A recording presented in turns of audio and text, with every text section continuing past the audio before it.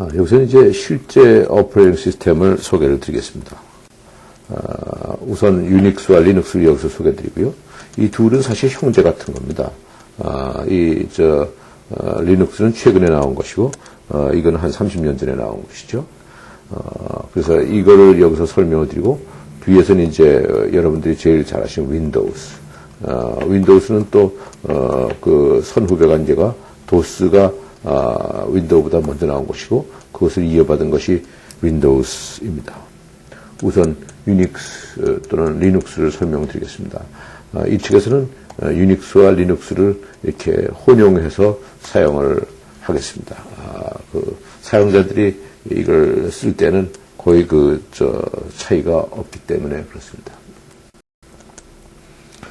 유닉스는 여러 터미널을 연결할 수 있어요. 그러니까 이제 멀티 유저 시스템이죠. 그럼 이제 한 기계에 50대, 100대의 터미널이 연결되어 있으니까 모두 다 자원을 아껴서 써야 되겠죠. 그리고 여러 사람이 디스크를 쓰고 여러 사람이 메모를 쓰니까 거기에 있는 정보를 서로 이제 함부로 리드하거나 함부로 라이트 못하게 처음부터 그러니까 프로텍션을 굉장히 굉장히 중요시하게 그렇게 설계했던 시스템입니다. 유닉스는 또 그 터미널에서 여러 태스키를 시작시킬 수 있도록 그렇게 시작됐었고요. 유닉스는 C 언어로 작성됐어요. 이건 이제 C 언어는 이제 하이 레벨 랭귀지라는 뜻이죠.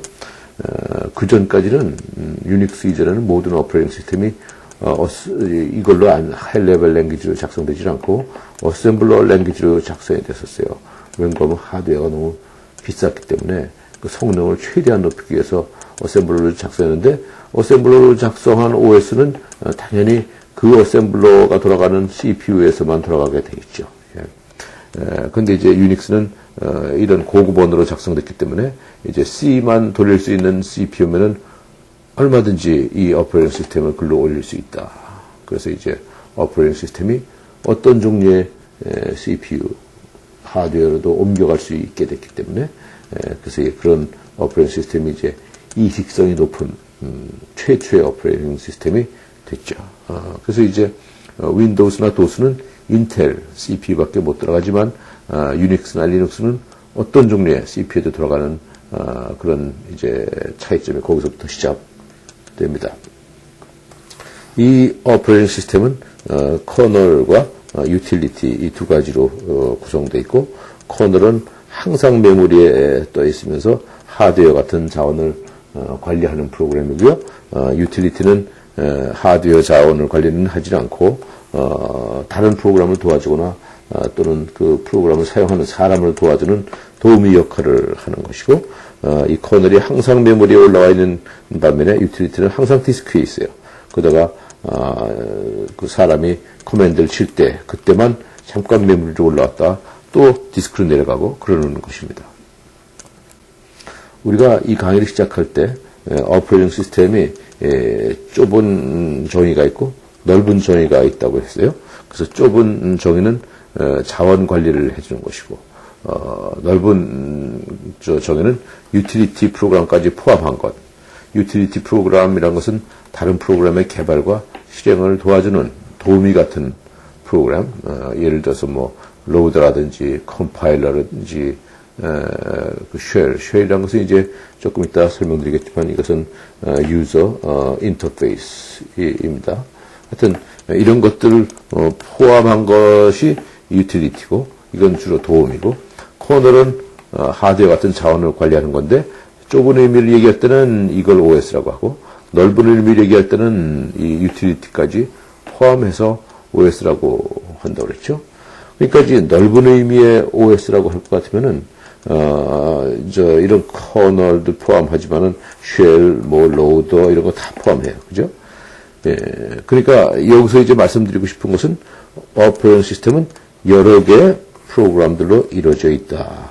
그리고 한 개 각각의 프로그램은 우리가 보면은 뭐를 연상해요? 뭐 메인 이걸 연상하죠, 그죠? 그래서 여기서부터 이제 쭉 딴 펑션들이 있고 이제 그런 거죠.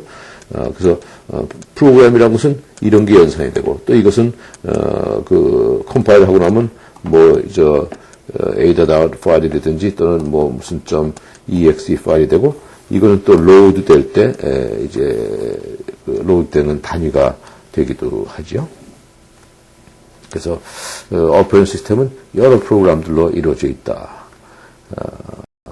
그 중에 이제 한 프로그램이 유닉스가 갖고 있는 사용자 인터페이스 프로그램은 쉘이라고 불리우는 프로그램입니다. 유틸리티 중에 하나죠. 이 프로그램에 하는 일은 사용자 인터페이스예요. 그러니까 이거는 이제 사람하고 그 기계 간의 인터페이스 역할을 하죠.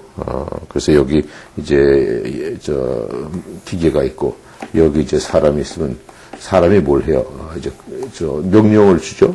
그럼 이제 사람으로부터 명령어를 받아서 이게 뭐 하라는 것이냐? 이런 글자를 쳐넣었다. 또는 이런 글자 쳐넣었다. 그러면 이런 쳐넣은 글자에 대응되는 차일드 프로그램을 디스크로부터 읽어와서 메모리에다가 이제 아래 한글을 이제 올려놓든지 또는 파워포인트를 올려놓든지 이제 그렇게 하죠.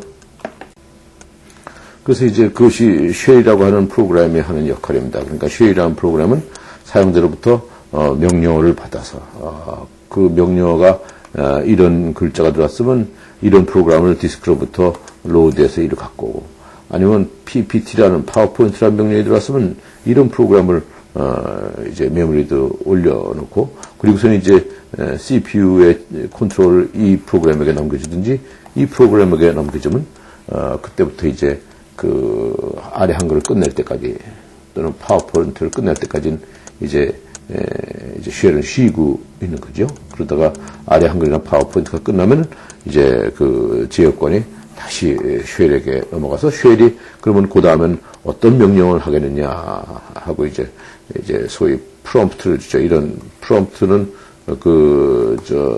유닉스에서 이런 글자 또는 이런 글자, 그래서 한 글자가 스크린에 맨 왼쪽에 나타납니다. 그리고 이제 여기다 커맨드를 치면 되는 것이죠. 그리고 이제 그 대표적인 유틸리티가 이제 쉘이라고 했고, 그 외에 다른 유틸리티를 이제 remove, 이거는 이제 파일을 삭제하라는 뜻이죠. remove. 또 이거는 move, 이동하라는 뜻입니다. 예를 들어서 파일의 이름이 원래는 리였는데 이것을 킴으로 move 하라 하면은 move 이 파일로 move 하라. 그러면 이름을 바꾸는 거하고 똑같은 효과가 납니다. 이건 이제 copy의 약자입니다. 아까 move A, B 하면 이게 없어지고 이게 새로 생겨나는데 copy A, B 하면 여기는 원래 있고 원본이 있고 이제 또 하나가 이제 생겨나는 것이죠. 예. 그리고 cat 하면은 cat A, B, C 하면 세 파일을 이제 결합을 해요. 결합을 해서 보통은 화면에다 보내고 또 필요한 경우는 cat A, B, C 하면 세 파일을 결합해서 이것을 X라는 파일로 이제 내보내고 그러죠. 그래서 cat라는 것은 concatenate 에서 가운데 cat를 따온 것입니다. 그래서 거기서 이제 여러 파일을 concatenate 하라. 거기서부터 나온 것이죠. 이건 이제 change mode의 약자입니다. 이거는 mode라는 것은 protection mode고요. 이거를 이제 바꾸라는 것이죠. 예를 들어서 change mode, 예를 들어서 x라는 파일이 있었는데 그것을 이제 777로 바꿔라. 이건 이제 옥탈이에요. 그러면 이제 이건 protection mode가 옥탈 777이면 바이너리로 111, 111, 111이니까 그러면 이것이 read, write, execute for owner, 또 read, write, execute for group, for all, 뭐 이런 뜻입니다. 이것을 이제 6, 4, 4로 바꾸라고 할 것 같으면은 딴 사람들은 read밖에 안 되는 거죠, 그죠? 네. 또 이거는 작업 디렉터리를 바꾸는 겁니다. C는 change고 이건 디렉터리입니다. 현재 제가 여기서 작업을 하고 있다가 일로 옮겨가서 작업을 하고 싶으면 이때 change 디렉토리 하면은 제가 저의 작업 디렉토리가 여기였다가 change 디렉토리 명령을 한 후에는 작업 디렉토리가 딴 데로 이제 이동하게 되는 것입니다. 이거는 이제 리스트의 약자입니다. 제가 현재 여기에 있는데 여기 있는 상태에서 ls 이렇게 치면은 이 밑에 있는 파일들이 쫙 이제 스크린에 나타나죠. 무슨 파일, 무슨 디렉토리가 있습니다. 이렇게요. 이거는 이제 이거는 make, 이거는 디렉토리. 그래서 새로운 디렉토리를 생성할 때 쓰고, 이거는 remove, 있었던 디렉토리를 없애는 데 사용을 하는 것입니다. 그 다음에 이제 mount. mount라는 것은 지금 제가 이 파일 시스템을 쓰고 있는데 뭐 다른 USB나 무슨 뭐 CD-ROM 같은 데 있는 것을 거기에 이게 이제 루트인데 이것을 여기에다가 아무데나 이렇게 얹고 싶을 때 그래서 mount 하고 나면은 이것을 정해줘야 돼요. 이것으로. 그러면 그 다음부터는 이 트리의 서브 트리가 됩니다. 이것이. 그것이 이제 mount입니다. FSCK는 파일 시스템 체크의 약자라는 것을 우리 앞에 챕터를 공부할 때 배운 적이 있습니다. 다음은 유닉스에서 정의하는 파일을 설명드리겠습니다. 유닉스에서는 파일이라는 것은 그냥 sequence of byte예요. 그냥 첫 번째 바이트, 두 번째 바이트, 세 번째 바이트 이거의 시퀀스를 그냥 파일이라고 그렇게 정의했습니다. 그거 이상의 다른 내부 구조가 없어요. 근데 다른 오퍼레이팅 시스템에서는 파일 하면은 무슨 뭐 인덱스 시퀀셜 파일 뭐 여러 가지 종류 파일이 있어가지고 그 안에 블럭도 있고 블럭 안에 또 뭐 레코드도 있고 그 여러 가지 내부적인 구조를 갖고 있는데 유닉스에서는 이러한 블럭이나 뭐 레코드나 이런 내부적인 구조를 더 갖고 있어야 된다고 할 것 같으면 그건 OS에서 해주지 않고 OS 특히 커널에서 해주는 것이 아니고 다른 유틸리티에서 그것을 제공해 주어야 합니다.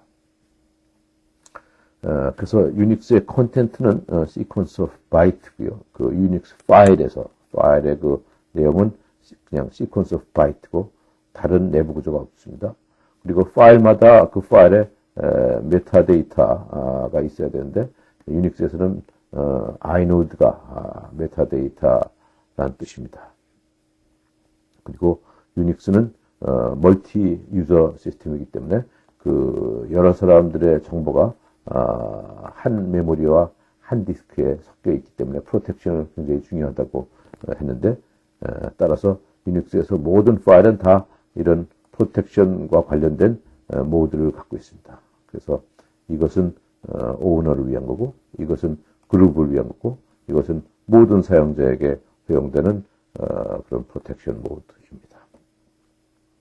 유닉스는 파일을 세 종류로 구분합니다. 일반 파일, 디렉토리 파일, 그리고 특수 파일. 특수 파일은 유닉스에서 모든 하드웨어 장치를 특수 파일로 취급해요. 그래서 파일로 취급된 하드웨어 장치를 스페셜 파일이라고 부릅니다. 다시 말씀드려요. 유닉스에서는 모든 하드웨어 장치도 파일처럼 취급을 합니다. 따라서 하드웨어인데도 불구하고 파일로 취급된 그런 하드웨어를 우리가 스페셜 파일이라고 부릅니다. 그래서 이거는 키보드라고 하는 입력 장치고 이거는 모니터 스크린이라고 하는 출력 장치인데 유닉스에서는 이것을 스탠다드 인풋 파일이라고 불러요. 이걸 파일로 취급하는 거죠. 그리고 또 이것을 스탠다드 아웃풋 파일 이렇게 취급을 해요. 그러니까 이것도 파일이고 이것도 파일이에요.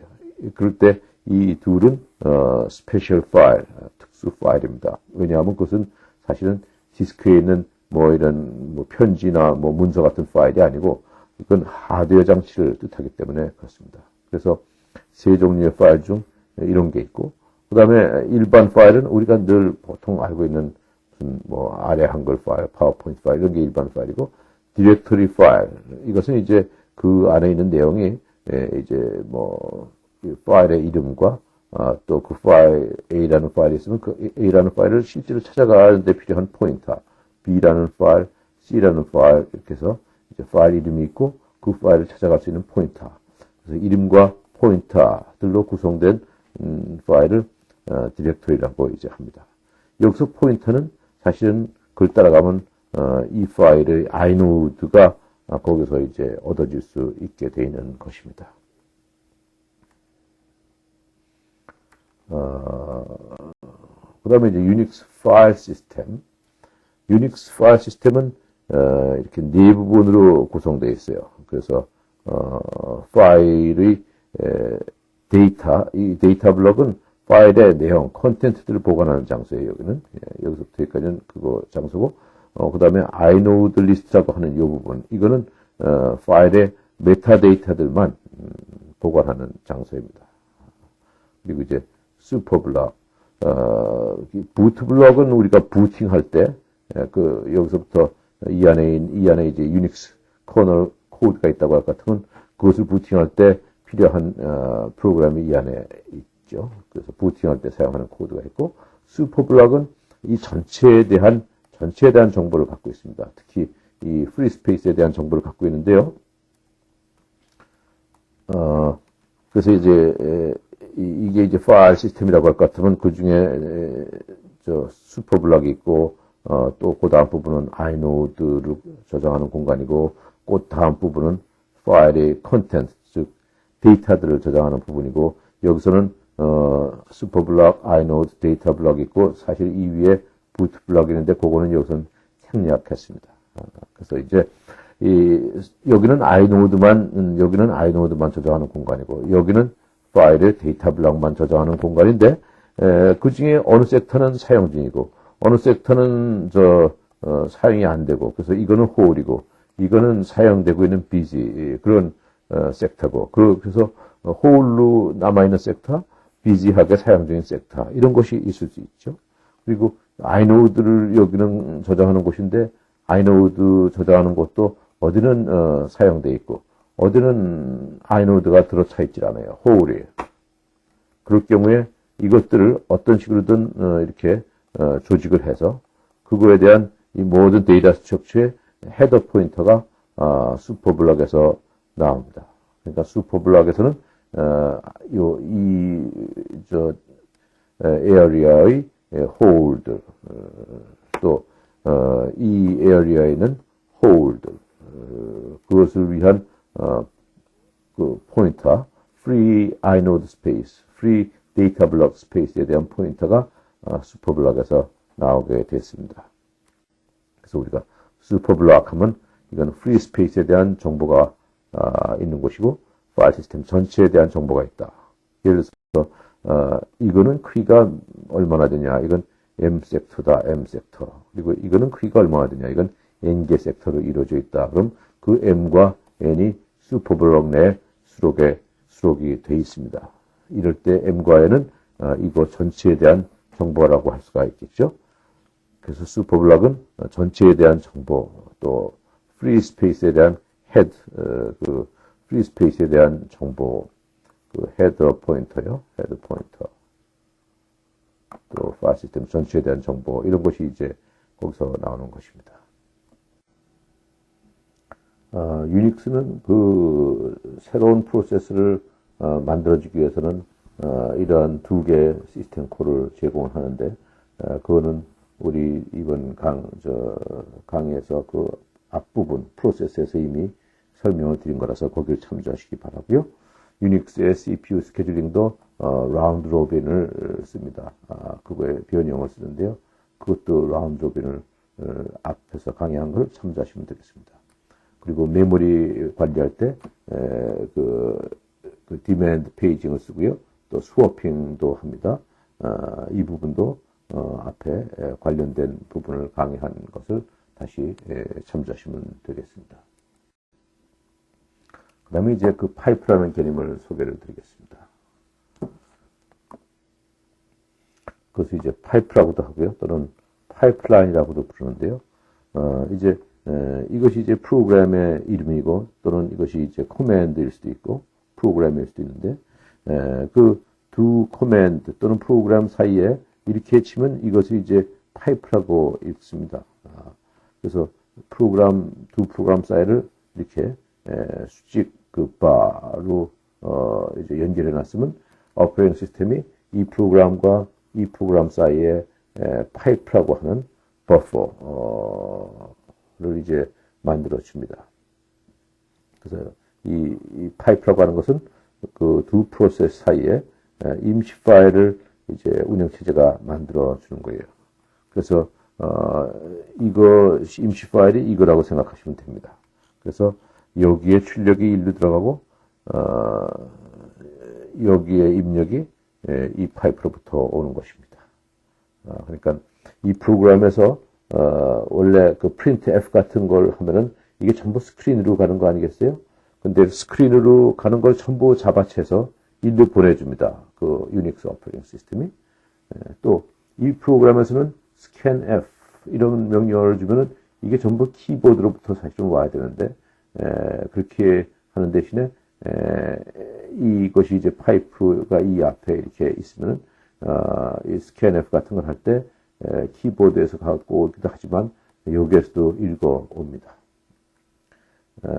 그래서 그 앞에 있는 프로세스의 표준 출력은 아까 스탠다드 아웃풋이라고 했죠. 스탠다드 아웃풋은 뭐예요? 스크린에서 나오는 아웃풋이죠. 그래서 그것이 이 버퍼로 들어가는 거예요. 그죠? 예. 그리고 버퍼에 있는 내용은 또 어디로 가느냐? 버퍼의 내용은 뒤 프로세스의 키보드 인풋 또는 표준 입력은 몇 페이지 앞에서 했지만 스탠다드 인풋이 바로 키보드 하드웨어를 나타낸다고 그랬죠. 그래서 그걸로 이제 공급이 됩니다.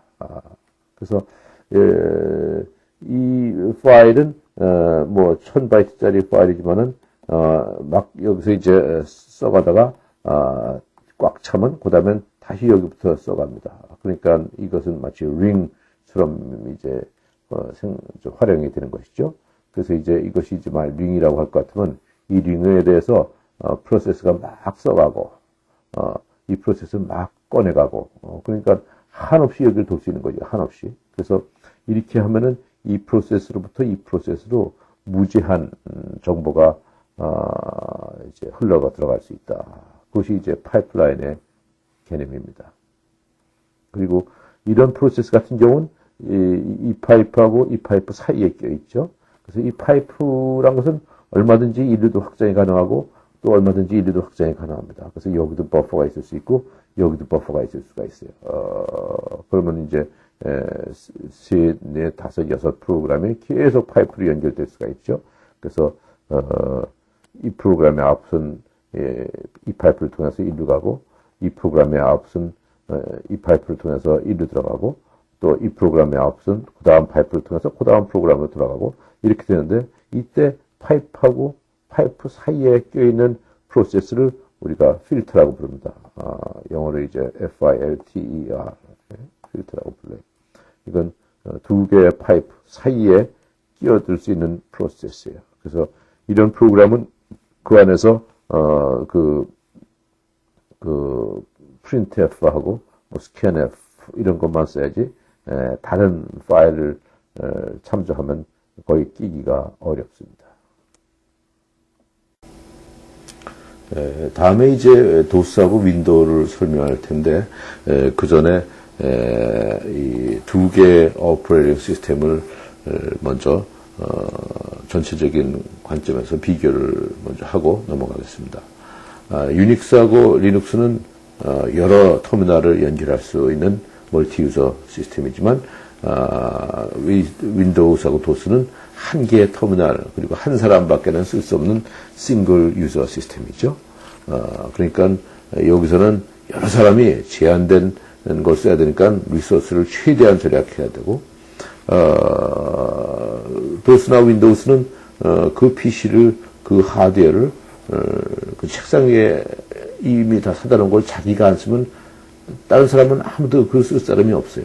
그러니까는 이 오퍼레이팅 시스템은 PC라고 하는 거기에 있는 디스크, 메모리, 뭐 모든 I/O 장치를 최대한 사용을 해서 그 유저의 생산성을 높여주는, 그래서 최대한 사용해서 생산성을 높여주고, 여기서는 최대 절약해서 쓰는 쪽으로 발전을 했죠.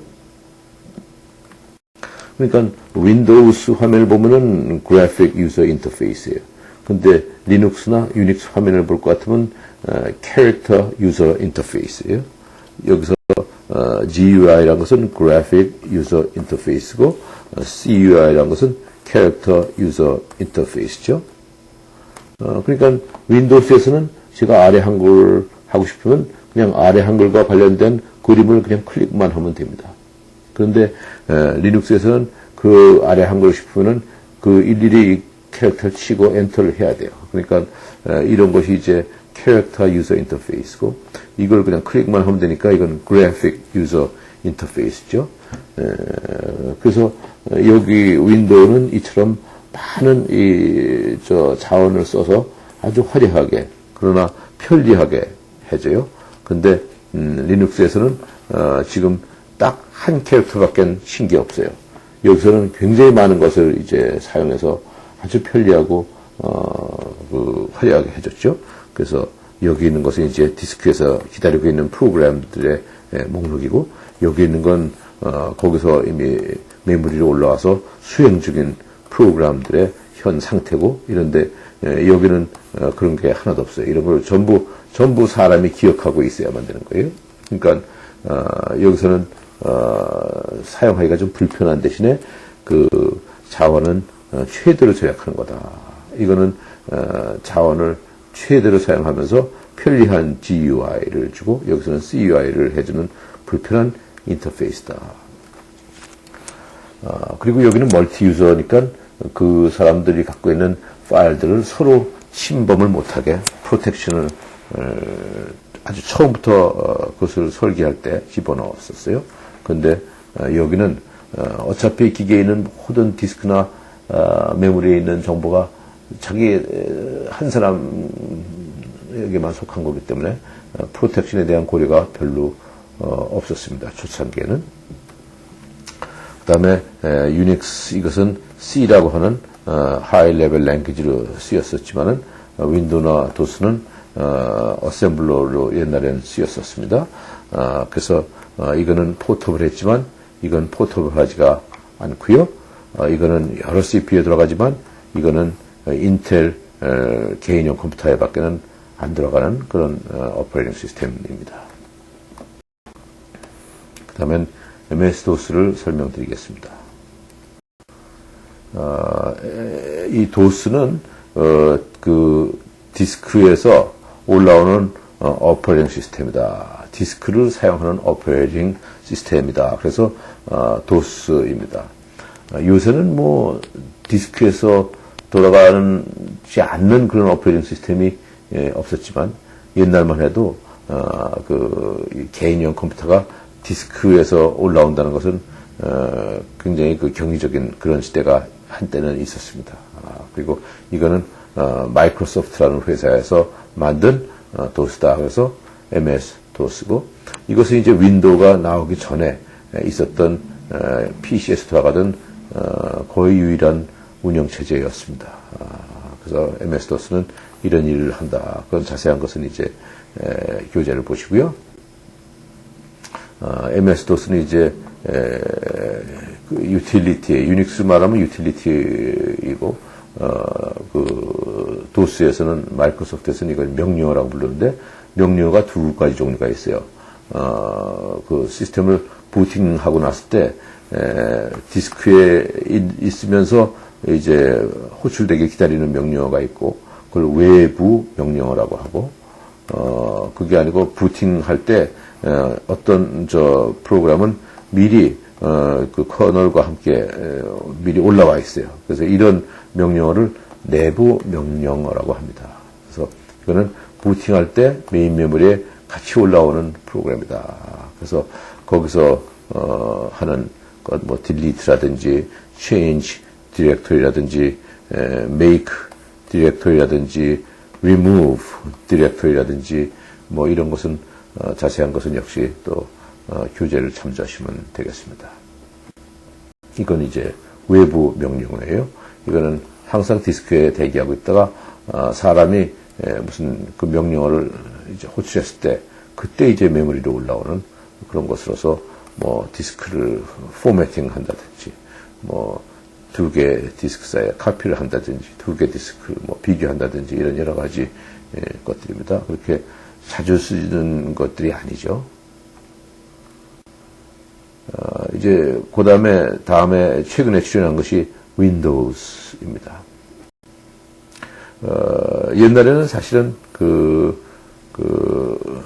하드웨어 위에 도스가 있고 도스 위에서 모든 프로그램이 들어갔었는데 이 도스는 유닉스나 마찬가지로 캐릭터 유저 인터페이스였어요. 그러니까 그래픽 유저 인터페이스가 없었죠. 그죠? 모든 명령어를 일일이 글자로 쳐넣어 줬었어야 돼요. 그래서 그게 불편하니까 그 MS-DOS 위에다가 이제 윈도우를 이제 올렸는데 이 윈도우는 그 당시에 일단 MS-DOS가 돌아가면서 여기서 이제 하나의 운영 프로그램으로 또는 옵션으로 또는 명령어로 윈도우스를 런해라. 그러면 그 아래 한글을 런해라 할 때하고 똑같이 윈도우스를 런해라 하면은 이게 돌아가면서 지금 우리가 보는 그런 윈도우를 이제 화면에 보여주고 그 다음부터는 이제 클릭을 할 수 있고 뭐 이렇게 이제 됐었죠.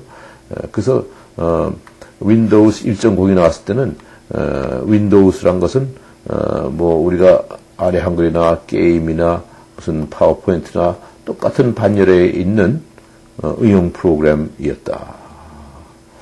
그러다가 이제 윈도우스 95서부터 이 두 개가 통합이 돼서 이제 오늘 우리가 알고 있는 윈도우를 이제 만들어졌다. 그래서 MS-DOS가 처음에 출연하였고 MS-DOS 위에 GUI를 제공해주는 프로그램이 마치 게임처럼 올라갔고 그 다음에는 이 두 개가 통합돼서 이제 오늘 우리가 보고 있는 윈도우스로 이제 발전을 한 것이 윈도우 95부터 그렇게 됐다. 윈도우는 여러 가지 종류가 나와 있는데 그 용도별로 분류를 할 수가 있습니다. 그래서 개인용이 있고 회사용이 있고 이 두 개 통합형이 있습니다. 요새 제일 많이 쓰는 것이 이제 XP인데 이것은 이제 통합형이죠. 그래서 이제 개인용은 뭐 95, 98 이런 것들이고 기업용은 NT 이런 것입니다. 근데 개인용이나 기업용이나 그 외형적으로는 뭐 별 차이를 느낄 수가 없어요. 그렇지만 이제 내부 구조가 이제 상이했었습니다. 그래서 개인용은 과거 도스 프로그램과의 호환성을 중요시했었고 기업용은 과거 도스 프로그램을 많이 돌릴 수 없다고 하더라도 최신 그 32비트 기계 이런 거에 이제 혁신적으로 올라갔고 아주 고성능화를 도모하고 그런 것이 기업용이었습니다. 윈도우스에서 이제 시작된 기능들이 몇 가지 중요한 기능들이 있습니다. 그 중에 첫 번째 PNP. PNP는 Plug and Play. 그래서 우리가 USB를 어디서 갖고 왔다. 그러면 이 USB를 갖다가 컴퓨터에다 갖다 꼽죠. 플러그를 해요.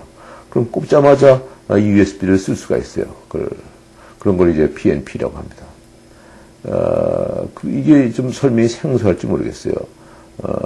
근데 사실은 옛날에는 USB 같은 디바이스를 갖고 오면 그거를 시스템에다 꼽거나 또는 꼽혀있던 USB를 빼려면은 옛날에는 오퍼레이팅 시스템을 리부트 했어야 됐습니다. 또 리부트보다도 오퍼레이팅 시스템을 다시 컴파일을 했었어야 됐어요. 그래서 이제 우리가 컴파일이라고도 하고 또는 빌드라고도 하죠. 그래서 리빌드하고 리부트 했어야만 그래야만 USB 같은 디바이스 또는 새로운 프린터 또는 새로운 스캐너 이런 걸 더할 때도 뺄 때도 부팅을 그때마다 다시 했었어야 했습니다. 그게 불과 10년도 안 되는 때는 다 그렇게 할 수밖에 없는 그런 불편함이 있었습니다.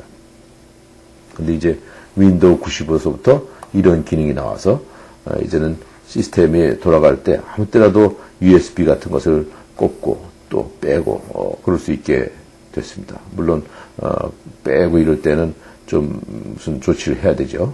그렇지만은 하여튼 부팅까지는 안 해도 되게 그렇게 됐습니다. 그다음에 OLE 기능. OLE 기능이란 것은 우리가 이 프로그램에서 뭐 이 부분을 이렇게 갈무리 해가지고 그것을 여기다가 이제 카피해서 이제 떨어뜨릴 수가 있죠. 그래서 이 부분을 블럭 지정하기 해서 그걸 컨트롤 C 하면은 이 C란 게 이제 카피란 뜻 아닙니까? 그러면 이렇게 지정한 것이 버퍼로 들어가죠. 그래서 이제 커서를 갖고 와서 여기다 갖다 놓고 그 지점에서 컨트롤 V 하면은 이 버퍼에 들어왔던 내용이 일로 이제 카피가 되죠. 결국은 이 응용 프로그램에 있던 정보가 버퍼를 거쳐서 다른 응용 프로그램으로 이제 보내진 것이죠. 그러니까 한 응용 프로그램에 있는 정보가 다른 응용 프로그램으로 전송돼 그런 것이 이제 OLE 기능입니다. 마지막으로 렌더링 기능. 옛날에는 이런 장치에다가 A라는 캐릭터를 찍고 싶으면은 오퍼레이팅 시스템이나 CPU가 그냥 A라는 캐릭터의 그 ASCII 코드를 보냈어요. 그러면 ASCII 코드란 건 뭐예요? A하고 뭐 01000 뭐 이런 걸 보냈죠. 그죠? 그러면 이런 장치에서 ASCII 코드를 보고 이렇게 이제 찍어줬어야 되는 거죠. 그러니까 옛날에는 그렇게 하려면 여기에는 이제 뭐 1011 뭐 이런 ASCII 코드 8비트밖에 안 왔으니까 여기에서 이런 bit맵을 다 이제 알아서 찍었었어야 되는 거예요. 그래서 이런 캐릭터 코드로부터 bit맵을 만들어내는 것을 렌더링이라고도 하고 또는 라스터링이라고도 하는데 그래서 옛날에는 이런 프린터 같은 데에서 렌더링을 처리했었어요. 근데 이제 윈도우가 그걸 이제 혁신적으로 바꿨죠. 그래서 윈도우 OS는 이제 일로 ASCII 코드를 보내질 않아요. ASCII 코드를 보내질 않고 대신에 A 하면 A의 bit맵을 일로 이제 보내기로 했습니다. 그래서 프린터나 스크린에게 bit맵을 보냈다. ASCII 코드를 보내질 않고 그 윈도우 이전에는 그런 프린터 같은 데서 렌더링을 했었다. 그게 뭐가 좋아지느냐? 그 장점은 이제 윈도우스가 일로 캐릭터 코드를 보내지 않고 bit맵을 보내기 시작하면은 다시 얘기하면 렌더링을 한 후에 보내주면은 그렇게 되면은 이런 출력 하드웨어가 이런 렌더링을 하기 위한 CPU를 안 가져도 되니까 값이 내려가죠. 또 렌더링을 하는데 필요한 폰트 파일을 안 가져도 되죠. 그리고 그렇게 되면 이제 여기는 뭐 굴림형 폰트가 있고 여기는 무슨 공서형 폰트가 있고 그러면 이 둘 간에 호환이 안 되잖아요. 어떤 글자는 깨지고 뭐 그러죠. 예. 그래서 옛날에는 이러한 출력 하드웨어 간의 상호 호환성이 없었는데 이제는 이 안에 이런 폰트 파일이 필요가 없으니까 그리고 이런 렌더링을 할 CPU가 필요가 없으니까 그냥 이쪽에서 bit맵만 보내주면 그럼 이제 어떤 출력 하드웨어라도 다 똑같이 찍어낼 수가 있게 되기 때문에 출력 하드웨어 간의 상호 호환성이 이제 향상이 되게 되었고 또 이런 프린터 같은 것의 가격이 급속히 내려가기 시작을 한 것입니다.